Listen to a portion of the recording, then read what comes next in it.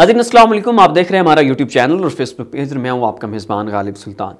नाज़रीन, हाल ही में मिस्र में एक फ़िल्म रिलीज़ हुई है नेटफ्लिक्स के ऊपर और इसे अरबी की सबसे पहली फ़िल्म करार दिया जा रहा है। लेकिन इस फिल्म का जो प्लॉट है, इस फिल्म की जो कंस्ट्रक्शन की गई है, इसे जिस तरह से फिल्माया गया है, वो बहुत ज़्यादा कंट्रोवर्शियल है और इस्लामी अक़दार के ऊपर सीधी सीधी एक बहुत बड़ी यलगार है।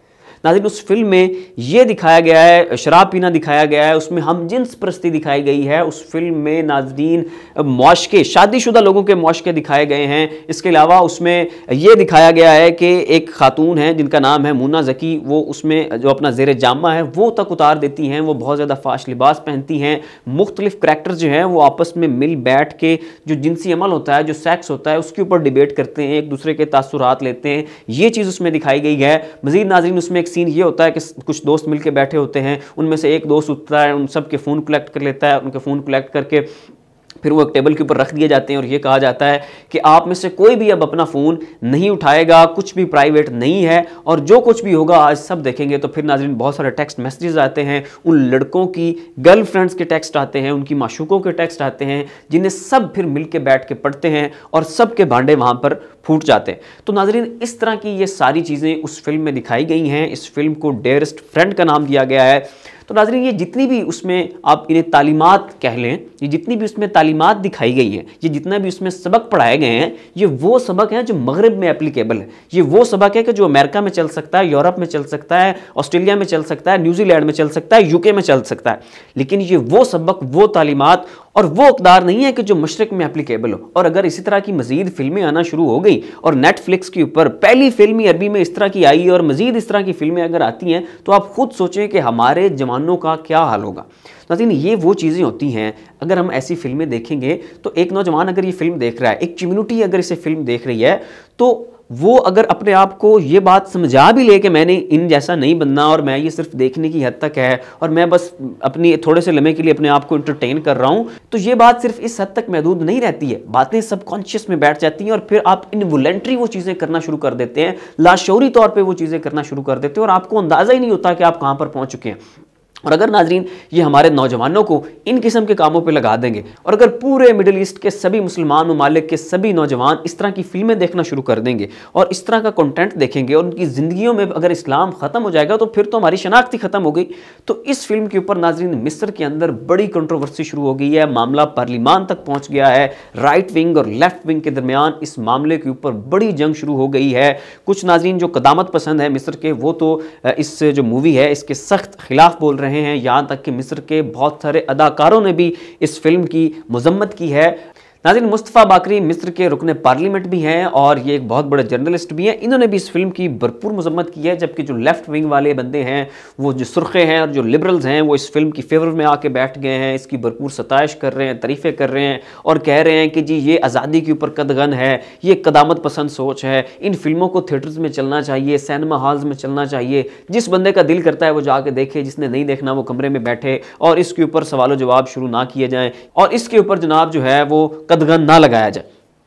तो खैर नाज़रीन ये एक डिबेट चल रही है और इस फिल्म का नेटफ्लिक्स के ऊपर आना और वो भी अरबी की सबसे पहली फिल्म और उसके अंदर इस तरह का कंटेंट होना, हमजिन्स परस्ती, शराब, शादीशुदा लोगों के मुआशके और उस लड़की का ज़ेर जामा अंडरवेयर उतारना और फिर उसमें नौजवानों का एक दूसरे के साथ मिलकर सेक्स के ऊपर बातें करना, तबादला ख्याल करना, अपनी बातचीत करना और फिर सब के मोबाइल कलेक्ट करके उन सब के भांडे फोड़ना। तो ये नाज़रीन वो चीज़ें हैं कि जो हमारी इक़दार जिसकी की इजाज़त नहीं देती, हमारा इस्लाम इस बात की इजाज़त नहीं देता, हमारी रिवायात इस बात की इजाज़त नहीं देती। और ये नाज़रीन वो चीज़ें हैं कि जो मगरिब में एप्लीकेबल हैं और अगर इन्होंने हमारे ममालिक का रुख कर लिया तो फिर यकीन जाने सिर्फ एक अशरे के अंदर अंदर हम अपनी शनाख्त खो देंगे। अब नाज़रीन आ जाते हैं दूसरी बड़ी खबर की तरफ, जो कि ईरान और अमेरिका से मुतल्लिक है। नाज़रीन ईरान और अमेरिका के ऑस्ट्रिया के अंदर वियना में पीस टॉक्स चल रही हैं, न्यूक्लियर पीस टॉक्स हो रही हैं। उस मामले में बहुत सारी पेशरफ्त हो चुकी है। ईरान और अमेरिका दोनों इस मामले में बड़ी लचक का मुजाहरा कर रहे हैं, जिससे जाहिर ये होता है कि हर सूरत जो है ईरान और अमेरिका का कोई ना कोई मुआहदा तय पा जाएगा।